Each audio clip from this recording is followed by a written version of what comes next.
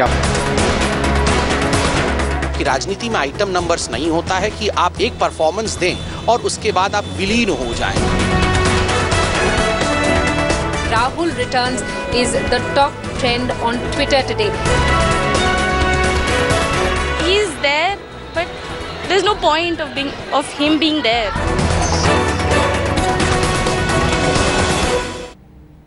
Welcome back. You're watching To The Point. No doubt the Congress party heaved a huge sigh of relief when Rahul Gandhi returned this morning. But the questions that worry the party have by no means disappeared. The main one is, has Rahul Gandhi returned a diminished leader, or is he a reinvigorated politician? With me to answer that key issue is former Minister of State for Home Affairs and a close colleague of Rahul Gandhi, RPN Singh. Mr. Singh, Rahul Gandhi returned today after a 2-month leave of absence. Some sources say he was on a Vipassana retreat. Others say he was holidaying in Southeast Asia.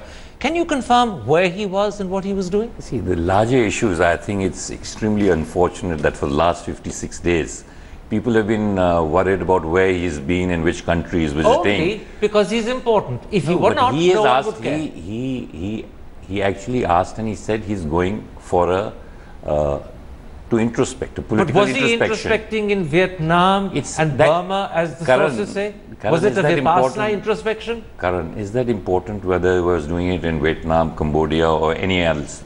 As long he was introspecting politically, for the simple which I reason, think and a man must get that. I ask for a simple reason. If you're introspecting and you're doing it in Vietnam and you're doing it in Laos and you're doing it in Burma, people suspect you might be holidaying instead. No, when he has said, why don't we believe the man when he asked that he wants to take leave for political introspection? All right. And we must look at the larger issues. We are only more, media seems to be more concerned only about where was he, which ticket did he fly in, what was his flight number, was he on a holiday, was he in Cambodia, Vietnam? Those are not the issues. All right, let's come then to the bigger, wider issues. And the first of the more important issues is this. Will you accept that Rahul Gandhi returns to India a diminished leader? People are asking worrying questions about his judgment, about his dedication, about his political capabilities. Those now hang on his head like a sort of sword of Damocles. No, I think people, the Congress party or the Congress cadres are invigorated with his return. They feel they are ecstatic today that he has returned and ready to take the reins of the party. It's like the return of the prodigal son. No, it's definitely not that, Karan. He has come back reinvigorated and he's going to lead the Congress party. How do you know he's come back reinvigorated? We'll see. Well, you know, have you met him? No, I have not met him. So then how do you know? But he has gone and he's taken the political introspection he's gone for, and we will see him coming back thinking about the future of the party and the issues that are very close to his heart. That's what you hope you'll find.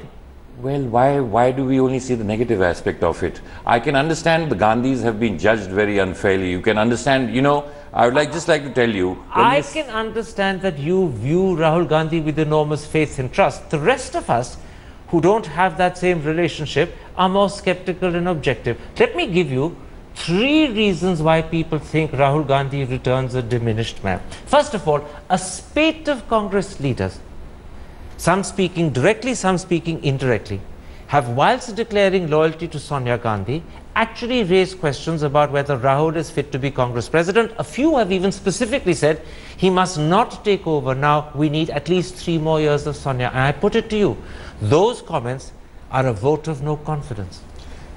Well, Karan, change is inevitable. This is the same Mrs. Sonia Gandhi when she took over the party in 1998. The Congress split and the people, a lot of people in the Congress party and very senior leaders of the Congress party had doubts about Mrs. Gandhi being able to lead the Congress party. But in 98, she took over the party split, there was another Congress party formed. Well, 17 years down the line, people say she's indispensable. This is exactly what they said when Mrs. Indira Gandhi became the Prime Minister of India. Can I put this to you? Yeah. No one would deny that change is inevitable. That's a fact of life. Change also can be timely and change can be untimely. And I'll give you one reason why people think Rahul taking over from his mother at this point of time is untimely. And this is the explanation. Sonia Gandhi successfully led 14 opposition parties, Uprise Sina Hill, and all of them accepted her as the leader and the face of the opposition on that issue. And that made your partymen realize that if Rahul had been president, the rest of the opposition wouldn't have fallen in line behind him. His absence underlined his weakness and vulnerability, as well as the need for Sonia to continue. That's why change today would be untimely. Karan, the party is not talking about a change when and now. The media is more probing when should Rahul Gandhi become the president. The Congress party is being led. There is no dispute between Mrs. Gandhi or Rahul Gandhi. Very interesting. No, there is no dispute. It's not the media that was talking about change now. It was your party and your sources who were saying an AICC would be held in May or in April. Rahul would on return succeed his mother. Now the party switched around and you're saying to me, no one's talking about a change at this point. You're suggesting the change could happen 2-3 years down the road. It can happen tomorrow. It can happen 2 months later. It can happen 2 years down the line. But the party, the Congress party, there's a constitution when it will decide when Rahul Gandhi will take over as the president.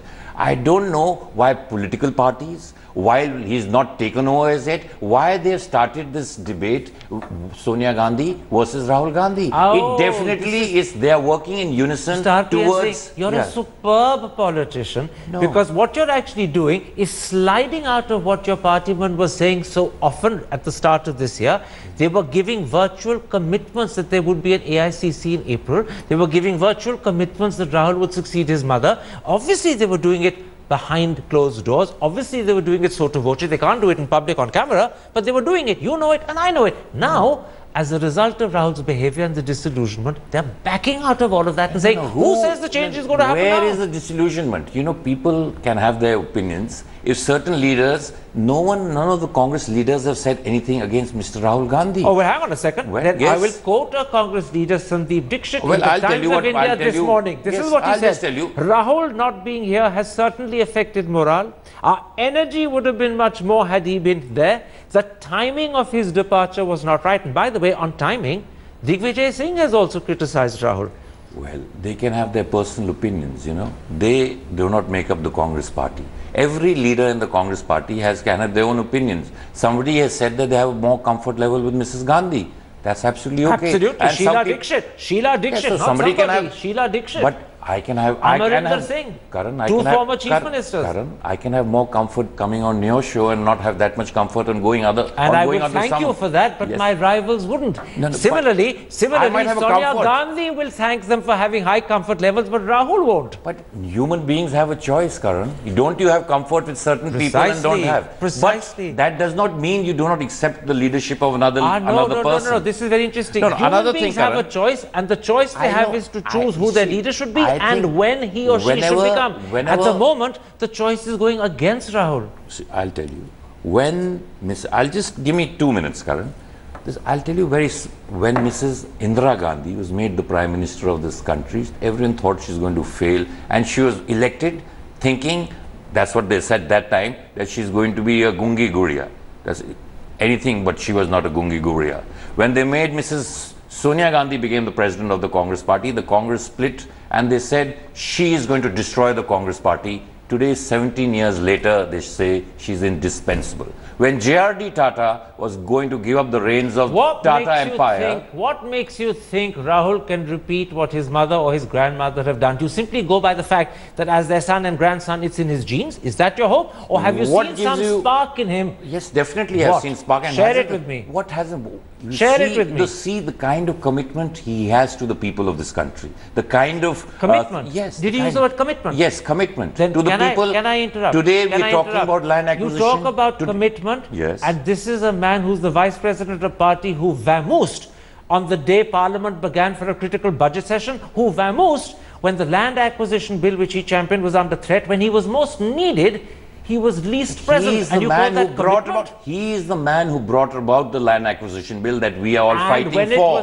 And he is fighting on the 90th. But when it was under question, he disappeared. With his one vote in Parliament, do you think would have stopped the dictatorial attitude of the BJP? No, but he could have galvanized the party. He has galvanized the party and people are by his absence. No, but he is all...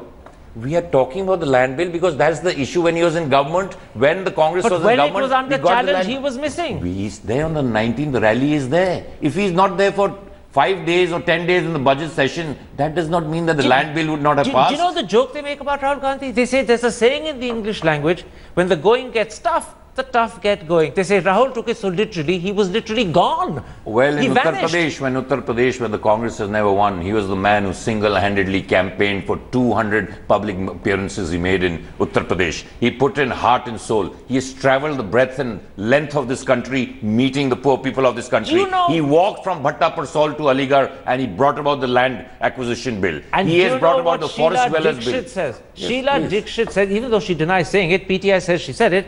She says that Sonia Gandhi never ran away from her responsibilities. As far as Rahul is concerned, there are only questions and skepticism because he has yet to prove himself. That's why his absence when Parliament started, his absence when land acquisition was under threat, don't suggest commitment and dedication. They suggest exactly the opposite. No, definitely not, Karan. If in his 10 years of his political career he was absent for 60 days. 60 critical days? In 60 days, are you going to judge him for 60 days? Of the 10 years he's put into politics, right. 11 years put into politics? That would be a fair point if the rest of Rahul Gandhi's track record was such as to suggest that these 60 days are an anomaly. Actually, look back on the 10 years he's been an MP, yes. Right? His campaigning has never enthused the country. He campaigned in UP, you did badly. He campaigned in Bihar, you did badly. He led the campaign in 2014, you got left with 44. And then look at his performance in Parliament. He's been the least impressive Congress MP. Look at his performance in interviews. He's been the least impressive Congress leader being interviewed. The thing is, Karan, we only look at his negatives, unfortunately. We judge him before he's actually, all the plus points of him are never discussed. The issues that he has raised, the kind of fight he's brought about the youth, the change he's trying to bring about the youth of this country, those issues are never talked about. The only thing that they talk about, he makes one mistake. He does it like the leader of an NGO, not like a person who is trying to get support for a political party. That's the problem. If he tries to get He's a jhola-wala, not a politician. So if he tries to fight for the slum dwellers, if he tries to fight for forest dwellers, if he tries to fight for socially backward classes, that makes him a jhola-wala? Does he fight for right for hunger? If he talks about, he fights against poverty. Aruna Roy and Harsh Mandir do those fights and they do them more effectively in terms of creating social change. He is doing it as a politician. He has brought about change. We have right to education today. We got land acquisition bill, which is being challenged, and the country has woken up to that fire. The farmers are looking at Rahul Gandhi and the Congress party because the rights that the Rahul Gandhi gave the farmers of this country. The farmers aren't looking at Rahul Gandhi. Like the rest of the country, they were looking for Rahul Gandhi until today. No one could find him. I know, the media for 60 days he was the Scarlet Pimpernel. You see him here, you see him there, you see him everywhere, but he's never there. No, I think, Karan, that's a very, very unfair statement for me, and let us be fair to the man. All right. In 10 years, he has done some remarkable good things for this country, and he will continue doing them. He has been judged extremely poorly by the press. He makes one mistake, you blow it out of proportion. We have mistakes made by other big leaders. Which mistake? One mistake. Is the disappearance a mistake? No. What's the one mistake that's blown out of proportion? If he takes you call that a mistake, if he takes... You called it a mistake, not me. You said he makes one mistake. The media says that it's a mistake and they blow it. Can you ask one man? Your words were, he makes one mistake and you blow it out of proportion. So you accept he's made a mistake. What's the mistake? No, mistake in the sense is if he does not say the right thing, what is considered the right thing in politics. If he wants to change the political equation of this country, people say, where will there be democracy amongst the voters of this country? Can I come back? Let's come back to the key issue. The key issue is this question of whether Rahul Gandhi at this moment, as things stand today, in these circumstances, should be taking over as president, or whether he needs more time to grow into that role as Sonia Gandhi's deputy, and whether you need Sonia for 2-3 years more. What's your answer to that? That is something I can't... But you have an opinion. Yes, I have an opinion. I think it is something that the party will decide. No, what's your opinion? And I think... what's your opinion? They are working in unison at the moment. But he's her deputy. He's a deputy. Should he continue as a deputy? That depends on how the party feels. No, I'm asking what RPN Singh feels. Well, I think he is ready to take over the party. So the time has come for him to become president now? Now, in the sense, in the next couple of months, I would say. Why not? In the next couple of months? Yes. In other words, in 2015? Why not in 2015? Okay. Let me quote to you what one of your colleagues, Sandeep Dixit, says precisely about that. He said it in today's Times of India. We have seen our worst performance in 65 years. This is as bad as it gets, if not worse. We are much weaker than we have ever been. This is not the time for Congress to take risks. And by the way, the risk is making Rahul president. Well, Rahul, only thing I like to tell you, Karan, I take you back to 98. The Congress was torn apart when Mrs. Gandhi became the president. This is the worst scenario. No, Karan, we must remember history. There's a difference. No, there's no difference. I'm remembering history, you're forgetting it. No, I'm not. I'll tell you, what you're forgetting is in 98 we had no states. Sitaram Kesri had brought Congress to an all-time low. Yes. Sonia Gandhi, even though she was inexperienced and initially not willing to be president, was seen as the hope. Today, it's Rahul Gandhi. The party broke when Mrs. Gandhi became the president in 1998. There's a section of the people who broke from the Congress party, senior people broke the Congress party, and they said she is incapable. In 17 years, she's proved all the naysayers wrong. Precisely why at this point of time you want to keep her and not lose her. And that's the reason I asked the question, is this the right time for her to hand over? She's not going anywhere. Well, if she stops being president, she's gone. Why? She can be. Why? Where is she gone? She's gone from being the president. She's gone from being the president. But she won't be the person with whom the buck stops. No, the thing is, unless you're saying he's only president in name. No, it's not in name. Where is she going? She will always be the guiding principle for the who will the buck Congress stop party. with when Rahul becomes president? Him or his mum? So when just now when the party said at the worst scenario, was Rahul Gandhi the president of the Congress party? Was he the prime minister of the Congress party? But he was the man who led the campaign officially. All three people led the party, and everybody. He was the leader of the campaign. You declared him as such. But what happens? And you lost. And that's why people feel Sonia's safe pair of hands is needed. It will be a risk to bring Rahul in. Now, those are some people who have opinions. Why don't you ask people, there are crores of people in the Congress party, do they share the same feeling as him? He can have an opinion of his own. He has an opinion of his own. He's a grown man. He has had a political career. He can have his own judgment. Why should I contest that? Can I ask you one last question? Yes. I want to ask you a simple, straightforward question. It's not a googly. Do you genuinely believe that Rahul Gandhi has the skill, the talent to build Congress back from 44 seats? Or are you simply saying it because as a member of the party and a loyalist, you can't possibly say anything else? No, if I didn't believe with him, if I didn't believe in him, I wouldn't be in the Congress party and I wouldn't be speaking about him. You know, I'm educated, I've seen what he can do for this country, and let's not judge him so harshly when he's just begun. So we're being unfair to Rahul? Positively. You really do believe yes, positively. That given a chance and given a fair play, he will change people's opinions? Positively. Meaning, you see what happened when Mrs. Indira Gandhi became the Prime Minister. She was made because they called her a Gungi Gudiya. You really do believe in resurrection? You believe in resurrection? You see what happened when Mrs. Sonia Gandhi ji became the president of this party. What happened in 98. And you see when Rahul Gandhi leads the Congress party. It's not so long ago that we were celebrating Easter. You have a right to believe in resurrection. That is the spirit of Easter. Perhaps you're right. For the hope and future of your party, I hope you're right. Because if not, India could be without an opposition. That's why we worry, and that's why Rahul Gandhi is so important. Don't worry at all, Karan. And the people are, if he did not matter, people wouldn't be bothered where he is every day. If he didn't make a difference, why would the media be so obsessed with where he is? Every day they want to know where Rahul Gandhi is. The BJP is obsessed with where Rahul Gandhi is. If he had no following, if he had no future, the whole media and the country wouldn't be asking where Rahul Gandhi is. I'll let you have the last word. Thank you very much for coming to studio and agreeing to talk about Rahul Gandhi. It's something, by the way, I must point out, very few of your partymen have either had the courage or the forthrightness to do. So I particularly thank you for coming for today's interview. And there we end this particular episode. If you have been, thanks for watching. Goodbye. Good night.